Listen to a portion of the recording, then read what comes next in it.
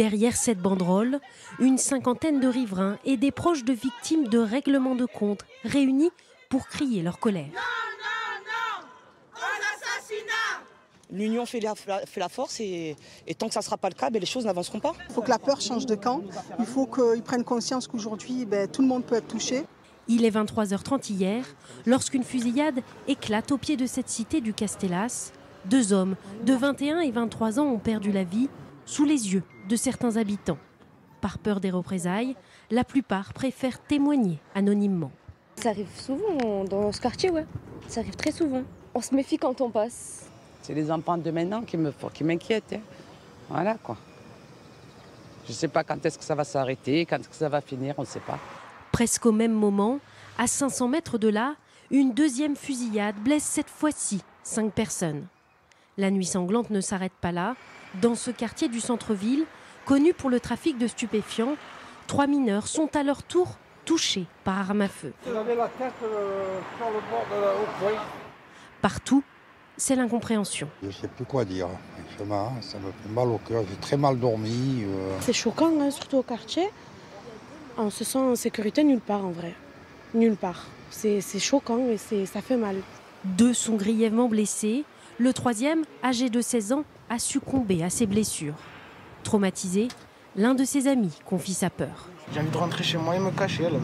Je suis triste. J'ai peur. Mais je vais me faire tuer moi aussi, ça tire en ville, c'est grave. Aucun lien n'a pu être établi entre ces 3 fusillades, mais le motif pourrait être identique, selon la procureure de Marseille. Première logique, le contrôle territorial. Et derrière, bien évidemment, une logique de vendetta, une logique de représailles qui s'exerce sur un certain nombre d'individus. Les enquêtes ont été confiées à la police judiciaire et dès aujourd'hui, 4 personnes placées en garde à vue.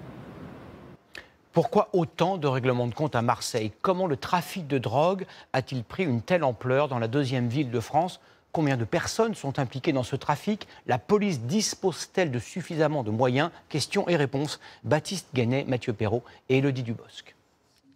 À Marseille, depuis le début de l'année, 13 personnes ont été tuées par arme à feu. Pourquoi autant de morts?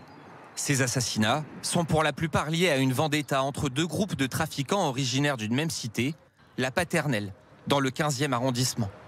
Ici, comme dans beaucoup de quartiers, les tarifs sont affichés à même les murs. Les réseaux marseillais se livrent une guerre de territoire sans merci, avec des victimes de plus en plus jeunes. Avant, il y a 30 ans ou 40 ans, c'était surtout les têtes de réseau qui essayaient de se dessouder entre elles. Aujourd'hui, ça touche beaucoup plus les jeunes qui rentrent, qui pénètrent dans les réseaux, qui ont des rôles tout à fait mineurs, mais qui sont pris pour cible. L'objectif, en ciblant les petites mains, faire passer un message pour prendre le contrôle d'un point de deal et de sa clientèle, comme l'avait fait ce commando armé en 2018. Quelle est l'ampleur du trafic ? Selon les policiers, Marseille compte 127 points de vente de drogue, un record en France. La plupart dans les quartiers nord, ces entreprises illégales génèrent un chiffre d'affaires entre 5 000 et 50 000 euros par jour et peuvent employer chacune des dizaines de personnes. Malheureusement, trop de familles dépendent de ces réseaux et malheureusement, c'est le premier élément qui permet à ces jeunes de s'émanciper et de payer le loyer parce qu'on est 6 ou 7 à la maison et de subvenir aux besoins de la famille. Les trafiquants ont fait des cités marseillaises des lieux barricadés où ils font la loi. Les policiers, eux, tentent de lutter. Avec quels moyens ? En 2 ans, 300 policiers supplémentaires sont arrivés à Marseille. Les CRS investissent désormais quotidiennement les cités pour gêner le trafic. 11 enquêteurs supplémentaires doivent venir renforcer les rangs de la police judiciaire.